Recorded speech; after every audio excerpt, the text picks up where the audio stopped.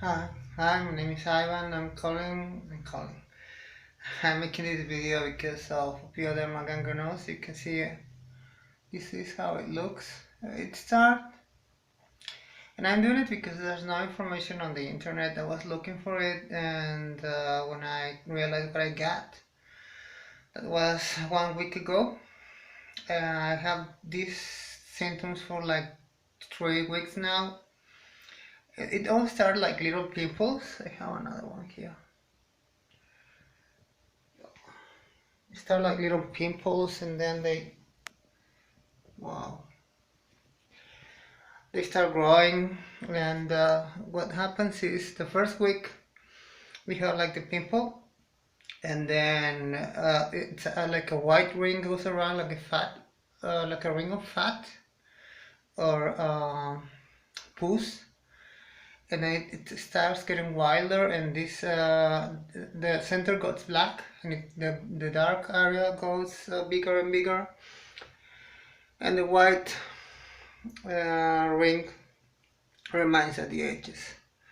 So the first week it goes like that, they start growing, and then the second week they have 16 lacerations on the body. Usually most of the people only have one. For some reason I have too much. And in my case I have a problem with the mouth at the same time. I have the mouth full of aftas, or it looks like herpes, but my mouth was completely white. I lost a part of my thumb and a part of my lip. It just fell down. I don't know what happened, and I guess they're related. I'm not sure. I wasn't able to eat, unfortunately, because of that. So I was drinking this soy milk and with fruit, which was the only thing that my body could take. And well, how this evolves is the first week is like that. I tell you, there's like pimples, and the second week they start to release blood and pus, this white stuff. And well, the second week was when I was diagnosed Pyoderma gangrenos pyoderm, and also I start having new pimples the second week. So this one's from the first week's already dry. This one have 3 weeks already, so that's how it lasts. They last 3 weeks. And the other ones that I have on the body and the legs and the stomach, they have 2 weeks, so they're still releasing pus and blood. And I hope that will end the next week. And the pain, because when they're releasing stuff, this part of the center gets shrink, and the borders get open, and the meat, the fat, and the stuff below the skin get exposed, and that's really painful. And this one didn't bother me since the beginning, just a little bit, and that was it. But the ones on the legs are really, really painful. And one of the problems I had is because of the CUSI. This is related with CUSI disease. They cannot give you painkillers because most of the painkillers are related with an inflammatory medication, and so they don't give you. So I begged them to give me something for the pain. At the end, they gave me paracetamol and tremadol is the other thing. And of course they give you cortisone for the skin and for taking, and that stopped it. And from the second week that I was diagnosed, that stopped it. It took a lot to diagnose me. I went to 5 different doctors until I went to the dermatologist, and it took them 3 hours to figure out what it was. At that time I really suspected and knew what I was, because I know I had CUSI. I know what are the consequences, but I wasn't expecting something like this, especially because of the mouth problem. That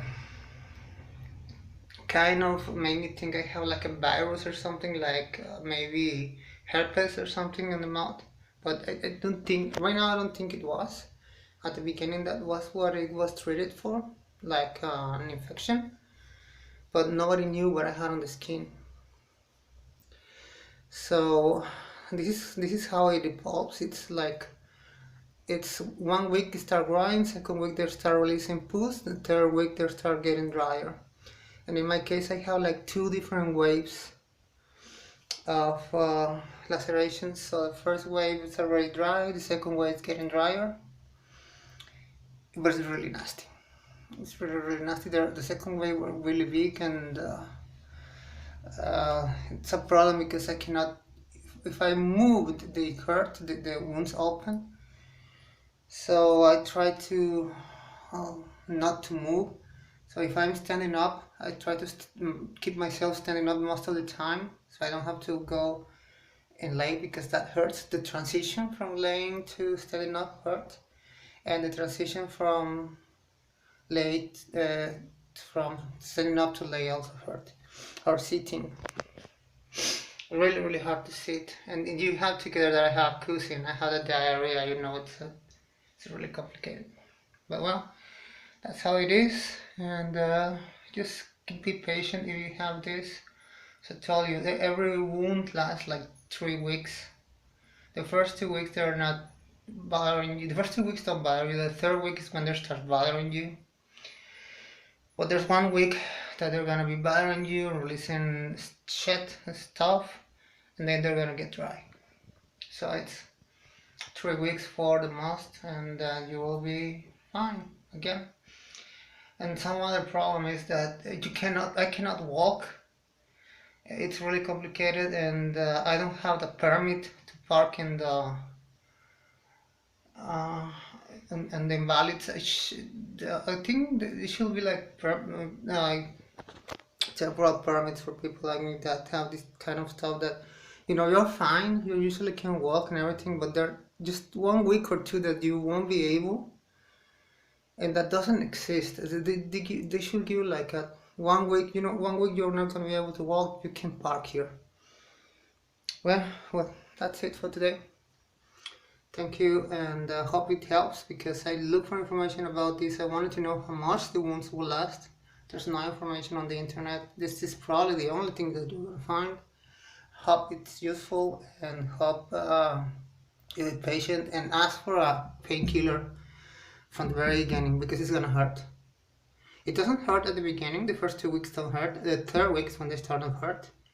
So from the very beginning, ask for the painkillers, and then we will see, because you're gonna get really frustrated. Thank you. Bye.